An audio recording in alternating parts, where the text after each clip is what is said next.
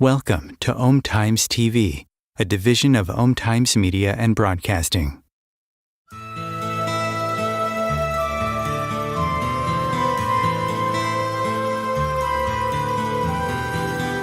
Welcome to What is Going Om, for new thought from the edge of Om. Each week on Om Times' flagship radio show, veteran broadcaster, author, and media consultant Sandy Sedgbeer conducts thought-provoking interviews with inspirational authors, artists, musicians, scientists, speakers, and filmmakers who are working at the point where spirituality and science meet consciousness at the very edge of Om. Here is your host, Sandy Sedgbeer. Hello. It's pretty much accepted that UFOs and their occupants have long been visiting our world. However, the government's acknowledgement in 2017 still leaves many questions unanswered. One of the most important of which is, how can we prepare for an event that is literally beyond anything humanity has ever faced? Alan Steinfeld is an explorer of consciousness who's been hosting the weekly New Realities series on cable TV in New York City for over 30 years. His interviews with luminaries in the field of health, spirituality, and UFOs, streaming on his popular YouTube channel, have surpassed 20 million views, while millions more people worldwide have been enlightened by his media appearances, lectures, and conferences on human potential, remote viewing, and the nature of alien contact. A self-confessed UFO enthusiast and avant-garde spiritualist, Alan Steinfeld joins me today to discuss his most recent book, Making Contact, Preparing for the New Realities of Extraterrestrial Existence, which features previously unpublished essays from the best and brightest researchers in the fields of UFOs, including Linda Moulton Howe, Whitley Strieber, Darrell Anker, Carolyn Corey, Nick Pope, Mary Rodwell, the late John Matt, and more. Alan Steinfeld, welcome. Thank you. You know, I love your accent and the way I'm going to use that introduction because it's so good. Oh, good. Well, thank you very much. So you've been studying consciousness, exploring consciousness in this arena for more than 30 years. You MC the world's biggest UFO conference, Contact in the Desert. You've had a lifelong fascination with outer space, the stars, science fiction books, which probably isn't surprising given that you experienced your own alien abduction in 1987, the year of the Harmonic Convergence. So tell us about that. Well, you know, it was the year of the Harmonic Convergence, and I bought a van and wanted to drive around the country seeing where did I want to spend that special moment in history. So I left New York and went through Tennessee and Texas, and I got to Sedona, met a very lovely woman in Sedona. And then we continued to travel together, and it was the summer of 87. I still wasn't sure where I wanted to spend the Harmonic Convergence, which was August 16th and 17th of 1987. And it was predicted to be the end by Jose Aguirre of this ninth hell that began with the invasion of Cortez in 1519. And then there were 9 52-year cycles that brought us to that moment in 1987 where everything was going to be okay, you know. And then from 87 to 2012, it was going to be 25 years of readjustment and reevaluation. Well, I don't know if that worked out, but it was a moment in history, the Harmonic Convergence, where the spiritual subculture really came together all over the world. There were people in Hawaii and in Sedona, and then I eventually ended up in Woodstock, New York. But there was a network of connections of like-minded people all over the world at the sacred sites. So anyway, I traveled that summer. I was traveling with this woman, Jane, and we had, what do you want to know about the abduction, or you want to know? Oh, yes. Well, I want to know all of it. Okay. Well, just to back up a little bit, I think I always had some kind of visitations. As a child, I would see faces in the window. Maybe everyone did that. Let's just say scary dreams, not quite nightmares, feeling like I wasn't in my body, inexplicable activity. I mean, I always had to sleep with the lights on and the radio playing. Maybe a lot of people did that. But I had a sense of another level of reality. And I wasn't real. I love science fiction, like I write in my book, and it was a preparation for other ways of thinking. But when I got on this cross country trip and was returning from the West Coast to the East Coast, there was a moment where me and my girlfriend, we had parked a little camping spot along the side of the road, and we just passed out. We're driving a long time, and we woke up in the morning in the same position we fell asleep in. And who remembers that? I don't remember last night but there was something about, and I had called her like years later saying, I wrote this book about our little trip. And she goes, "Oh, you mean the night we were frozen?" Well, not really frozen cold, but frozen in suspended animation. That's what it felt like. But in a vague sort of way, it's like, went to bed, passed out, and then woke up as if no time had elapsed. And other people talk about the sense of missing time. It wasn't quite missing because we were sort of asleep and we weren't looking at the clocks, but it was a strange kind of warp, a loop in time. And I got back to New York, and my mother, who I think is very connected to the phenomena, even though she denied it, said, "Oh, you have this strange mark on the back of your leg." And there was this 4-pronged puncture mark that I thought, oh, it must be, I don't know, a spider bite or something like that. But coincidentally, I started to meet people connected to Bud Hopkins' Intruders Group. Do you know Bud Hopkins? He was one of I think he's the godfather of alien abductions, really. He's the one who made the most progress. So happened to meet him, coincidentally or not, asked people, "What do you think of this mark?" And they said, "Oh, yeah, that's an alien abduction." And that, it did two things simultaneously. It freaked me out. It's like, oh my God, what happened? And then it made me obsessed. Like, what happened? So that's usually kind of a split.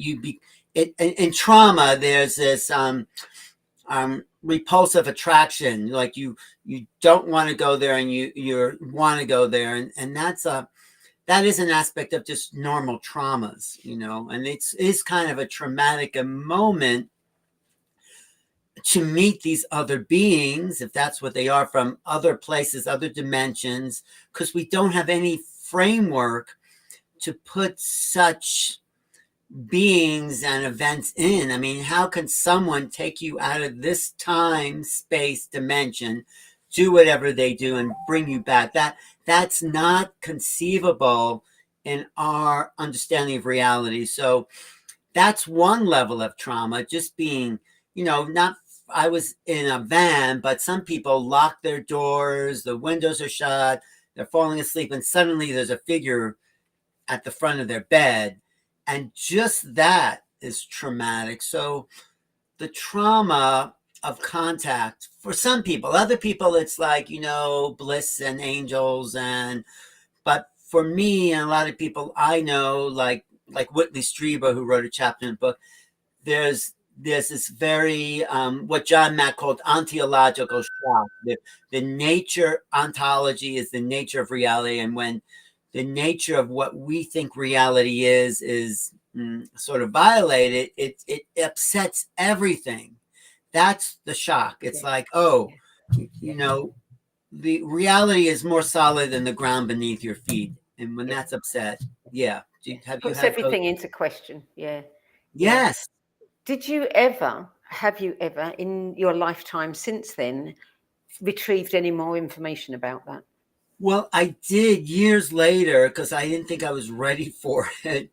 But years later, I did have a regression.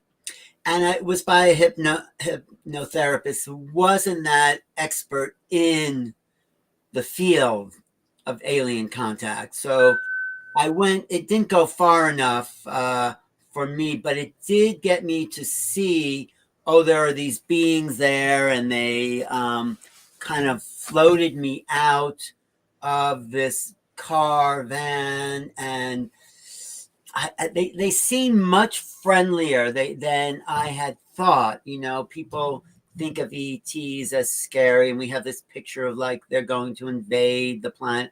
I don't think they're going to invade. I think if they wanted to do that, they would have done that a long time ago.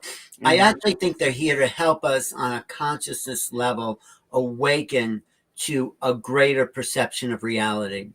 Yeah, and that's the conclusion of many of your contributors to the book as well. So, you know, making contact, I mean, it does present multiple perspectives, and we can no longer deny this. And it also answers a lot of questions which remain in the wake of the Pentagon's recent disclosure. What inspired you to produce this book now? Was it the government's lack of transparency? It was partly that, and partly because since I was obsessed with the phenomena since 1987, I went to a publisher with one idea, and he says, well, you know everyone in the business. Why don't you put together a compilation of, and I said, yeah, I know the best and the brightest in the field.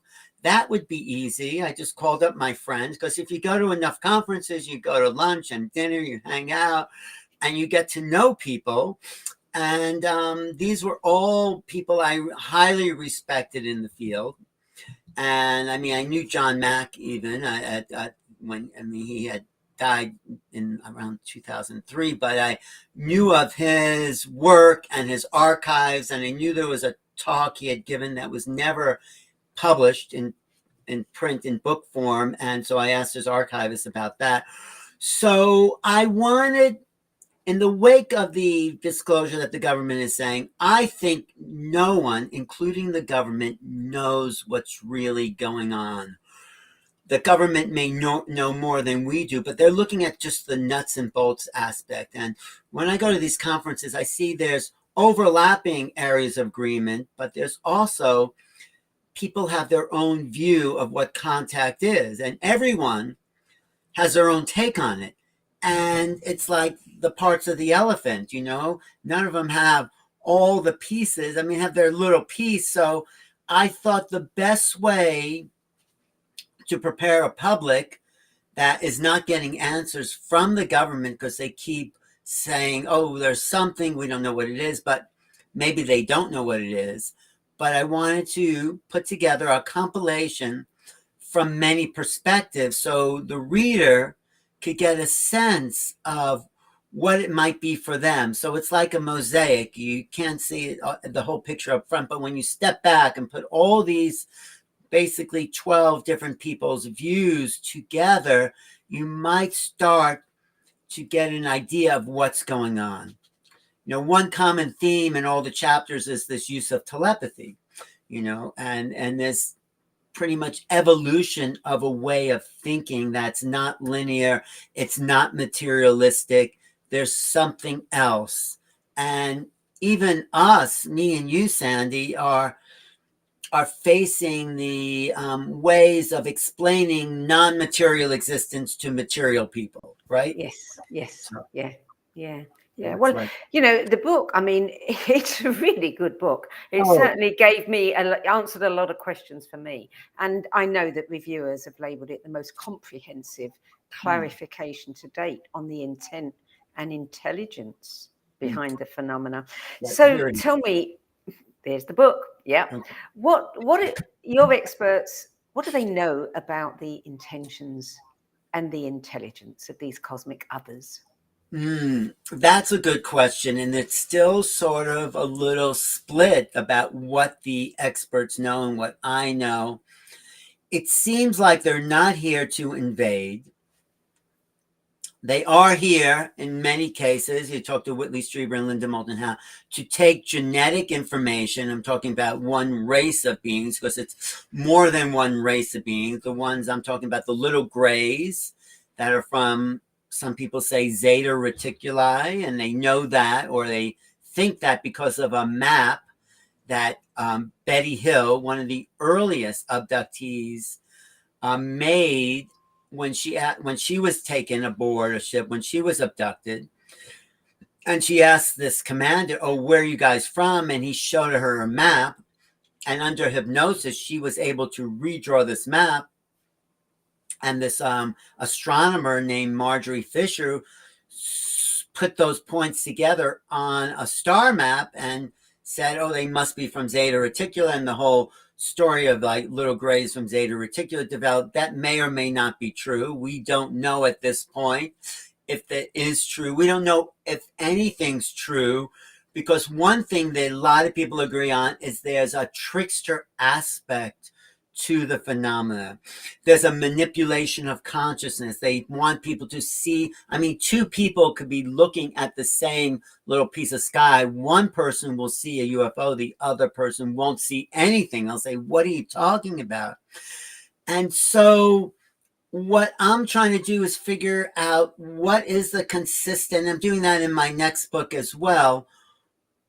What is the consistent themes of the phenomenon? What do we know? They're trying to influence consciousness somehow. They're trying to expand our areas of perception. They're trying to make us think a little more abstractly.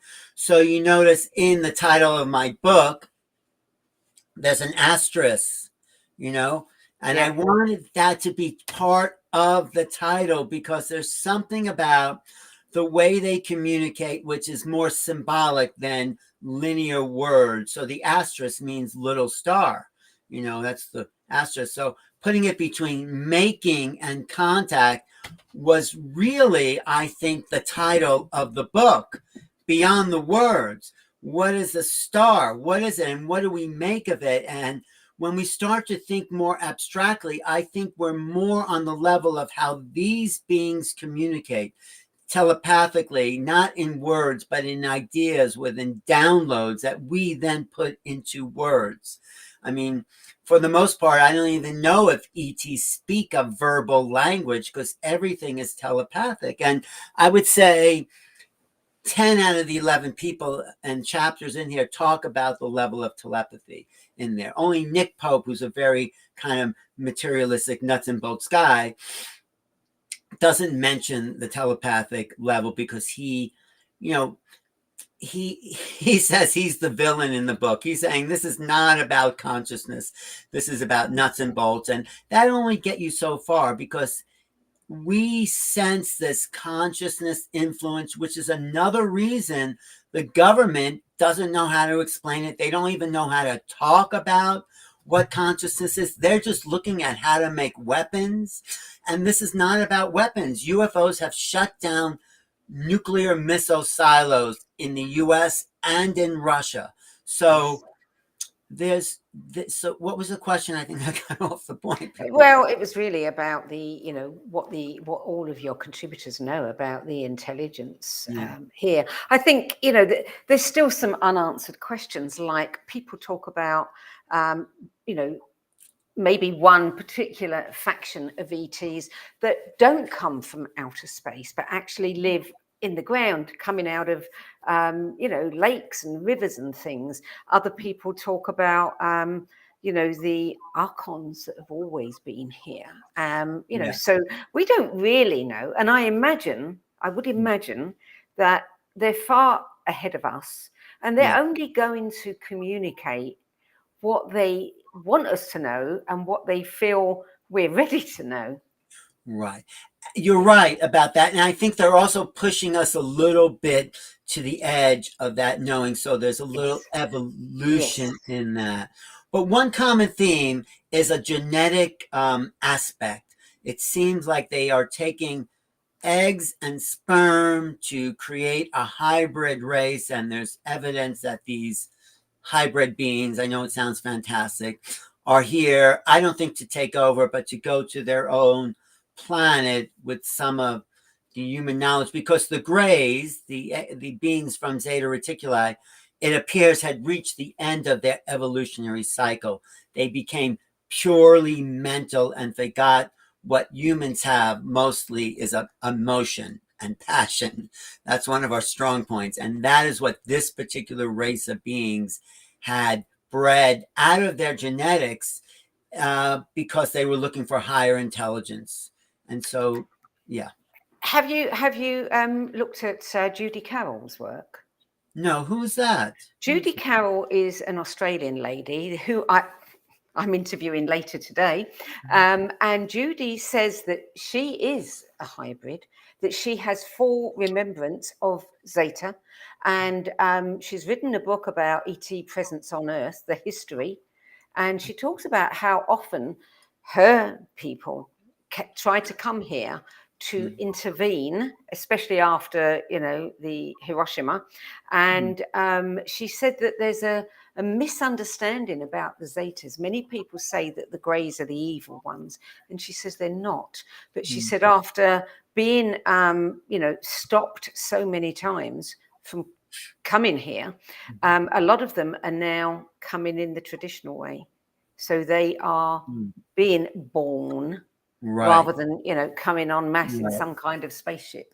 And that is the way that they feel they can best inform humanity. Yeah, that's the starseed theory. Mary Rodwell, who writes a chapter, she's also Australian, is a big promoter of the starseed. But getting back to this old notion of hybrids, we actually, human beings are hybrids. Yes. We, I think, and other people have said this, Linda Moulton Howe, particularly in the book, says the emerging primates were genetically manipulated by other beings to have higher intelligence, more evolved understanding, more conceptual ways of expressing ourselves. So we are a combination of 22 different alien races that have come into. That's one theory. Some people say the Anunnaki, some people, but we are different than all the other animals on the planet. Look, we wear clothes, we put pictures on the walls, we have rituals. I mean, there's not even the most evolved primates can do what we do. And even if they change our genetics by a little 1%, that's enough to activate this human dimension that makes us so different. So I say we are the aliens, we are the hybrids. And this next level of hybridization may be to take us to another place, but we also have to realize that we're a combination of the higher and the lower, and we have to start to function from our higher level, from the alien or the God or the divine level, which is inbred in our genetics. If we just get over this tribal warfare sort of way of existing that's been going on for 10, 20,000 years. And when we activate our divine potential, we can meet these other beings on an even playing field. And that's one of the basic messages of the book. Yeah, absolutely. And that comes across very strongly. Amit Goswami, he has raised some interesting questions like, are we dealing with extraterrestrial beings or beings of a different non-material order? What do you think? Well, I think there's a whole range. There's something called the ETH, the extraterrestrial hypothesis, where these little gray or green beings are coming to the planet. And then Jacques Vallée, who was one of the founders in the field, said, no, if there's just visitors from another planet coming to visit, I'd be very disappointed. There's some interdimensional quality. They may be physical. I think there's a physical quality, but maybe not this dimension of physics, this 3D dimension. So I think these beings are coming through some inner space, inter-vibrational way of showing up, what they call the interdimensional theory, IPH. And so that seems more likely because even the government, they've changed the names from flying saucer to UFOs to UAP. From UAP was unidentified aerial phenomena. Now they're calling unidentified anomalous phenomena. And there was a bill in the Senate by Chuck Schumer identifying anomalous phenomena. And they say doesn't just travel through air or water, it travels interdimensionally. There was some feature in that alluded, they may not have said interdimensionally, but they said, well, it doesn't always travel in air, sea, land. There might be some other factors. So there is seeping into the general understanding this thing about dimensions, and it's also being followed up in quantum physics. There's dimensional realities, hyperspace, I mean, black holes, wormholes. There's this now more current understanding, and that may coincide with this other way of looking at these beings, which I think are physical. There's crafts are physical. They found pieces of craft. These beings are physical, but they may come in and out of our dimensional space and able to shift their vibrational rate. I mean, we're only seeing what's here because we're vibrating at the same rate, but these beings are very much in control of their vibrational level, can pop in and out of our reality. They can levitate. They can move their ships from here across time and space. And that's something we don't understand.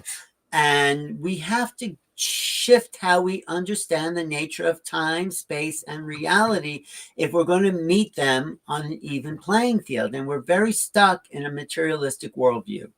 Yeah, absolutely. One of your contributors talks about extra celestials and ultra as well. And I think there's a description, the extra celestials, that they're almost amorphous. It almost gave me the sense that they were talking about what we would describe as angels.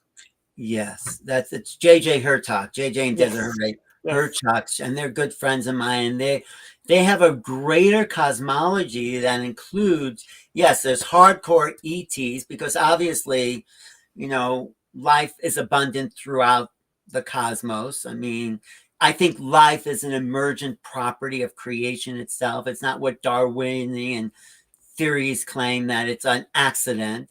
It's no accident. So there are categories of beings, and the ultra celestials are not just higher vibration, they're higher consciousness that can show up as angels or glowing beings of light, light beings. Maybe that's what they were.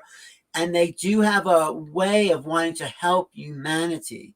So there's levels of assistance, and maybe the little grays are just after our genetic information, and these higher ones are here to evolve us spiritually, to kind of take us away from this ego-based way of thinking.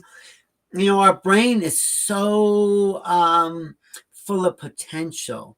I teach remote viewing. Maybe we should do a show about that sometimes. I would love to. Where in the classes, I say, okay, I'm looking at a picture of a target, or a friend of mine is at a certain location. I give them the name of the friend, and they tune into that location. So they're able to shift we're able to shift, everyone can do this, shift our consciousness from local to non-local. This is going beyond the five senses. We have senses that are connected to what's called the quantum field by Joe Dispenza or other people. So we are connected to the quantum field. We are part of the infinity of all time and all space. I mean, that's the only way I can explain remote viewing, which has been proven. It's been used by the CIA. It was developed at the Stanford Research Institute to spy on the Russians, because the CIA said, well, the Russians have a psychic spying program. We need to have, and now it's been used by so many different agencies as an asset in understanding what other countries are doing. But everyone can do that. Everyone can play the piano too. It's just some people can do it better than others. But I teach it because our right brain is connected beyond time and space. I'm convinced of that. And the left brain's very linear. So we're just taught to develop, a very linear aspect, a very linear notion of reality. By the time we're 5, we're brought to school and taught ABC 1, 2, 3. We're taught in very segment. So this whole other way of perceiving which is one of the things John Mack says. He says, if we're going to understand this, we need other ways of knowing. Yes. And so the other ways of knowing is this right brain awareness of non-local consciousness. Yeah. And I've been teaching remote viewing to actually go to other planets. We go, once you learn the basics and we get an agreement of in the class, if we all go off planet, this is where it really gets exciting, and we all see the same sort of beings, then maybe, and we don't have proof that that's a reality. And it's been really fun to do that with like 10 people traveling together in a group consciousness to visit other planetary civilizations. And sometimes these beings are aware that we're there. It's being watched, yeah. Exactly. Yeah. I mean, yeah. We're going to take a short break now, Alan, but this is absolutely fascinating, and I want to join that class. Okay. You're listening to What Is Going On. I'm Sandy Sedgbeer, and my guest today is author, filmmaker, lecturer, event producer, interviewer, and dedicated consciousness explorer, Alan Steinfeld, who is the founder, host, and producer of the award-winning New Reality TV and YouTube series. And we're discussing his latest book, Making Contact, Preparing for the New Realities of Extraterrestrial Existence. We'll hear more from Alan after the break. Don't go away. Om Times TV. Imagine becoming a super influencer. Reinvent yourself, invest in your brand, and then manifest your success with a robust spheric approach. Om Times Media and Broadcasting offers a unique and multifaceted way to become the spiritual and conscious influencer you deserve to be by putting your message across our powerful platform with its proven record of integrity and excellence. Through our produced shows, Om Times offers the opportunity to become a social media TV personality, a radio show host, an Om Times magazine columnist, and a syndicated podcaster, all in one shot. By live streaming your show on Om Times TV and broadcasting it across the extensive Om Times radio and TV networks, you become more than a host. You become an ambassador and a force for positive change. Om Times. Open yourself to the possibilities.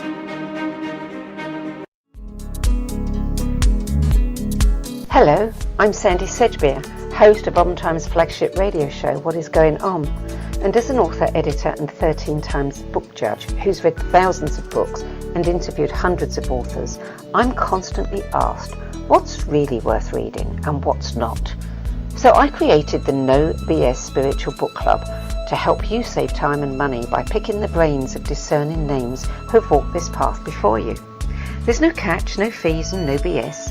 Just an ever-growing library of 10 best spiritual book lists from some of your favourite authors and teachers, plus free book excerpts, audios and video interviews with people like Don Miguel Ruiz Jr., David G., Lee Harris, Mark Nepo and more. From well-known classics to hidden gems you've never heard of, it's the only no BS guide to the best spiritual books to enlighten your journey of self-discovery. So why not join the club?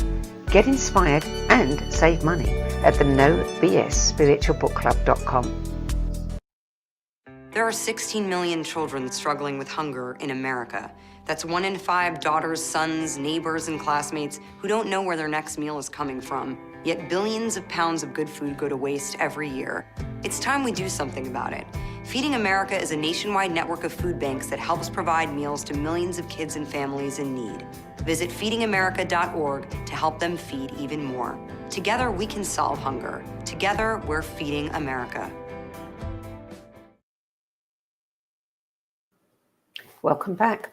Alan Steinfeld. Darryl Anker is one of your contributors, and he's internationally known for his communication with the ET Bashar. What does Bashar have to say about all of this as one of the probably only non-corporeal beings in the book? Yes, I know Bashar very well. I've been following him. He calls himself a first contact specialist. And they are slowly acclimatizing human consciousness to their consciousness. That's one of the things I also mentioned in the book. We have to go to their level. They're not going to come down to our level of violence and destruction. And it's like talking to your dog, right? You're not going to bark at your dog if you want to communicate. You're going to speak in the higher level. So they are trying to shift our perceptions of what's possible in more abstract ways of thinking. This is how I understand it. More, it's as if consciousness is an application. You know, I talked to Deepak Chopra. I know it's getting a little away from your question. He says it's all consciousness. I say, Deepak, what's the application of consciousness? How do we apply this thing we're calling consciousness? Of course, it's all consciousness, but let's use consciousness and remote viewing to do things, to make contact. And this is sort of what Bashar, I feel, is trying to show us, the levels of reality that apply what this thing of awareness and perceptions, and as we shift perception and let go of an old way of thinking, we start to meet those beings on a first contact basis. One example, I just want to say one example that Daryl, who channels Bashar, says he wanted to see Bashar once, and he asked to see Bashar. Bashar showed up in a dream state, and as he got closer to this being called Bashar, he started to panic because everything he thought about himself, his whole ego identity started to dissolve. And that's something we are going to have to prepare for, that we have to let go of our past, our history, everything we think we are, if we're really going to meet them on an even playing field. And I think that's one of the reasons Bashar is here, to help us make that transition. Well, you know, I think humans are creative beings, and it doesn't make sense that, you know, where's the creativity in waging war? You know, the creativity is in exploration and expanding the mind. And what else can we do? And what else can we do? You would think that we would have learned that one by now. Well, there's you know, human history is full of its polarities and dual. There's some amazingly creative people. Look at all the beauty that's been around on the planet here, and look at all these. Sorry, this is my spaceship. That's a nice kind of spaceship theme. My spaceship calling me. So there's a lot of creativity in this. So if we can just raise the negative scope of what we're seeing here to something, if we can activate it, I think creativity is the key to expanding. I think we're here to be creative. I mean, William Blake says the imagination is the human being. So ultimately, my ultimate thesis is that the flowering of humanity is to devote ourselves to creative projects, to expand the scope of what consciousness is. That's why writing and speaking and art and music and dance are big aspects of our application of consciousness. This goes back to that whole idea that we have to apply consciousness into creating the unknown, making known the unknown. That's the key here. So Grant Cameron, I mean, you know, along with many others, say that if someone sees a UFO, it's not an accident, it's not chance, this is very deliberate. And let's face it, I mean, you know, they're so far ahead of us. If they wanted to hide themselves, they could. They don't. So that's a big message in and of itself. Right. And when you see a UFO and people are shocked to see it, even me, when I've seen them, it's like, oh my God, this is real. It's a shift in consciousness. Yes. And somehow, even though these craft are way up there, they're able to know that we're looking at them. I was looking through these night vision binoculars that amplify the light, and I saw this triangle in the sky. And when I was looking at it, it went from this point up to this point down. Just maybe it was a coincidence, who knows? But it was so odd that, and I've had other experiences where I had thought something and then I see it, and their application of consciousnesses, which is my point, is very sophisticated. They enter our dreams and all that. So they're very much aware of our limited ways of being. And I think part of their mission is start to expand our facility to think and be aware and be consciousness, which ties into a lot of spiritual principles. So it's like that. Mary Rodwell, obviously, her essay is called Awakening to Our Cosmic Heritage, and she's done a lot of work with the children. And she says that there is a wide population of children who are more mature, have more wisdom beyond their years, and are known for their telepathic abilities and spiritual insights. And, I know people who work with children like that. A lot of the autistic population, the nonverbals, actually, very much like this. So, in a way, it's already happening. We are awakening to our cosmic heritage. We are becoming more cosmic. Mm-hmm. Yeah, it's a slow process because there's this old guard, like you're saying, that still wants to make war for whatever reason, and we're moving into a new time. We're moving into the Aquarian age, Pluto and Aquarius. Something is shifting right now, and we're seeing the higher values, and we've incarnated to be these great beings that give back to each other and to form a collective awareness while keeping our individual contributions. So this is our future, and these beings that Mary Rod will talk about and interview are helping to lead the way in new ways of thinking about reality and time and space, and helping us contribute our most essential efforts into uplifting humanity. This is really why these beings are here. They're not here to invade our world. That's an old colonial idea from European invasions, starting with the English and Spanish and all those people that wanted to just conquer the world. They don't need to. We're part of a collective consciousness, right? And, the last part of my book, I quote Bruce Lipton. Do you know who Bruce Lipton is? Oh, yes, of course. And he says, somewhere in here, he says, we are not humans until we create humanity.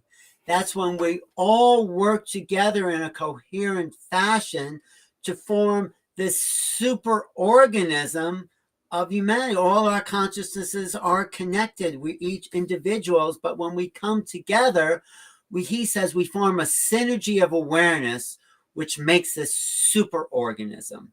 And our job is to come together as a oneness to meet other onenesses of consciousness to form the next level of evolution. This is the purpose of making contact, I feel, one of them. Yeah. To know we're a singularity of thought, not transhuman, but thought. And we're all connected to each other. You know that, Sandy. And we're connected to these beings, but it's slowly dawning on us that we're part of a cosmic collective soul, let's call it. So back to that question, how can we prepare for an event that is literally beyond anything humanity's ever faced? I mean, there's nothing like experience to convince people. Reading is one thing, and there are wonderful books out there, and I highly recommend yours because it gives a fabulous overview.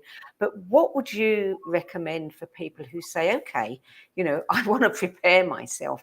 What can I do that might possibly give me some kind of experience so that I know this is real and I can move forward with that?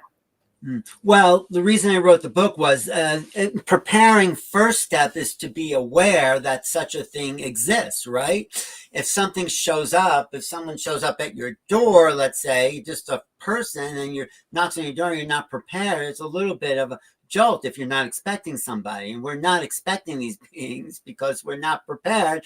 So the book is saying, well, they're here. Wait for that knock on your door. So how to prepare for that is to know, first of all, that reality is not what you think it is. It's much more fluid. It's much more, as I'm sure you know, energy-based than matter-based. And these beings are showing up as more energy. Telepathy is a reality. Your mind can perceive other thoughts thoughts are things, and sometimes people get these beings appearing in their dreams. I've had dreams that I know weren't dreaming. Dreams fade like, footprints on the beach. But when you have an ET dream, I still remember my ET dreams where I was given this little creature to put in my hands, and I said, or I've been on board a ship. These are dream-like, but maybe they're not dreams. And these beings interface because they're manipulators and using consciousness as an application. They could come in and out of our dream life. I mean, how that happens, because dreams seem so private. How do these beings enter our dream field?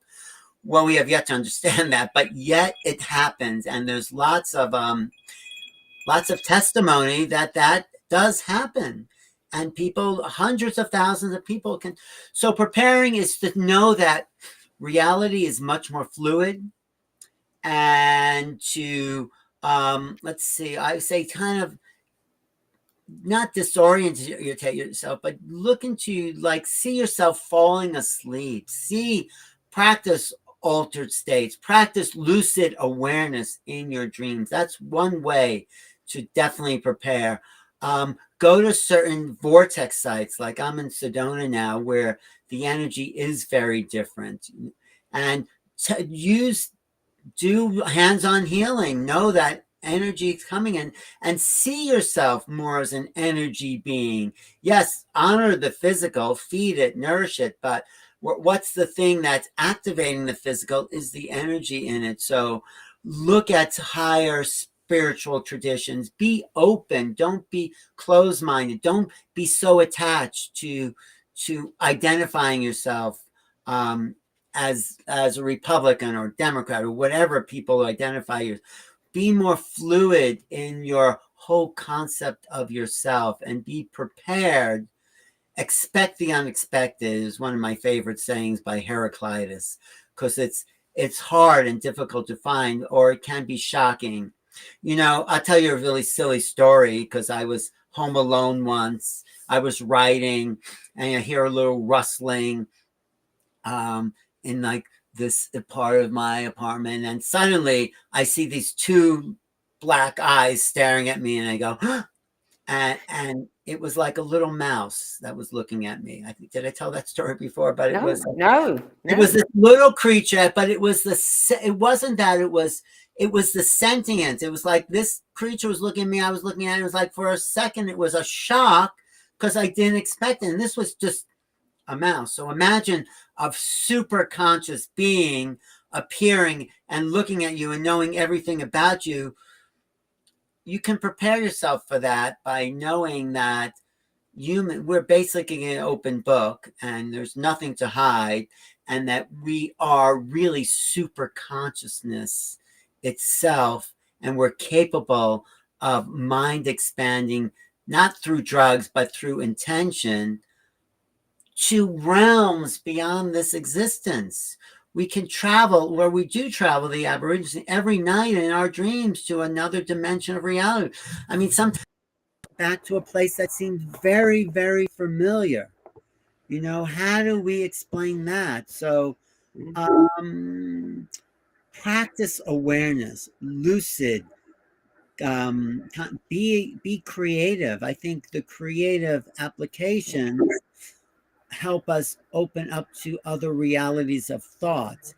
Practice lucid awareness, practice non-local possibilities. When your phone rings, don't see the message who's calling, say, okay, I'm going to tune in. So we're evolving collectively to take in these we have much more senses than our 5 senses. When I do remote viewing, I talk about, can you feel the ceiling above your head? Can you feel that? Can you feel when someone's looking at you? Rupert Sheldrake did a great series of experiments. When people are looking at you, 90% of the people are aware when someone else is looking at the back of your head. You just feel it. Yeah. So by tuning into these other senses of awareness, we start to meet these beings on their level of activity. And that's one way to prepare to go beyond the limited mechanistic ways of thinking we are humans. So you've been in this field for over 30 years. You know, we know from, you know, that since the war, more or less, we've been having visitations, probably, you know, long before that. But do you think that we are getting any closer to having actual confirmation, not just disclosure, but actual confirmation, official confirmation? Well, one of the reasons I think the information's coming out inside government, we have this guy, David Grush, an intelligence officer, said, yes, we have bodies, we have craft. There's many more sightings. People are having personal experiences. It's more in the news. This is all part of a collective way of getting closer to the reality. And I think as far as the government, the ETs said to people who are in contact inside government, either you tell them or we tell them. So we're getting much closer. The vibration of the planet is shifting. If you like astrology, the whole idea of Pluto in Aquarius, Aquarius is ruled by Uranus, which is about way out stuff, and UFOs, and the Pluto aspect, it reveals the shadow. So the shadow parts of awareness are bringing forth new knowledge. And I think part of the ET plan, if you want to call it that, is slow increments of knowledge where they appear, they disappear, we digest it, even personally or collectively, and then we say, oh yeah, okay, I'm ready for more. Now we're at a huge leap in awareness where we're ready for the big enchilada. I think we're ready. I mean, their Phoenix lights appeared to 100,000 people in Phoenix in 1997. There have been these group sightings, but as we start to accept the fact that obviously we're not alone in the universe, the Webb telescope, I think, is making discoveries that we have yet to be aware of, and they've been top secret information, what they've seen on TRAPPIST-1, you know, so this, and when it shows up, it's like, oh yeah, we're not alone in the universe. What's the big deal? Why has that been a big secret? We knew the earth wasn't flat, at least most of us do, and we knew it wasn't the center of the universe. So the third big paradigm shifter is to say, well, life is abundant throughout creation, conscious life. And so how to explain that? Let's just have the revelations. Let's demand from Congress, US government, that at least to roll out the bodies, tell us what you know, and let's put this together as a world population. And we have to demand this from our congressional leaders who are questioning the Pentagon and saying, no, we can't tell you that. So there's an infight. I'm going to be lecturing about this, a constitutional issue of why the military industrial complex are not telling even the president and members of the Congress what's going on. And that's a real legal issue. And that's going to come up more and more. So we're getting closer to not just disclosure, but yes, confirmation, where we will maybe see these beings, their bodies, or maybe they will land, and or in mass landing. But people are still a little afraid of that, and there's no reason to. And we're still afraid of someone else if they look different, if their skin colors are different, you know, if their religion. So we can prepare by getting over our innate prejudice, which has stopped us and created wars and all that, and to say, well, life will show up in different forms, and it will be different than us. It will think different than us. So get used to it, because the gifts that those civilizations have to offer in terms of free energy, biology, sciences, technologies, is so much greater than the fear of the other, which is holding us back. So it's time to embrace the other as a positive aspect of what's available within the consciousness field of the universe. So yeah. Stop spending all this money on weapons, and start putting it into something that's going to benefit the future of humanity. Very quickly, last question, and it's got to be a very short answer. And it's the $65,000 question that's raised by Mary Rodwell. What will humanity look like when we realize that we really are part of a larger cosmos? That is the great awakening of humanity. That is when we stop being enslaved to greedy corporations where energy is abundant, where we can then be the reason we incarnate to be the creative inventors, discoverers of new possibilities, where everyone has a chance to create, to contribute to their artistic input and expand the feelings and emotional capacities of the human being. Humanity will be at a place of a paradise. Imagine John Lennon said that. And that's possible. I know it's possible. And my favorite quote by H.G. Wells says, someday someone will pick up an old newspaper and think, was there ever such a world? Alan Steinfeld, thank you so much for joining me today. Thank you. Thank you. Making Contact, Preparing for the New Realities of Extraterrestrial Existence is published by St. Martin's, and it features the best and the brightest researchers in the fields of UFO with previously unpublished essays by all of the people that you've heard so much about. And you can find out more about Alan, watch his interviews with leading New Thought thinkers on his New Realities YouTube channel. So go to youtube.com/new realities. That's it for this week. This show is also available as a podcast on the Om Times website, Spotify, iHeartRadio, Apple, Google, and all of the major podcast platforms. So you can download it and listen to it on the go. I'm Sandy Sedgbeer. Thanks for joining me today. And I'll be back with another edition of What is Going On at the same time next week. Till then, goodbye from me, and thank you again to Alan Steinfeld. Thank you, Sandy.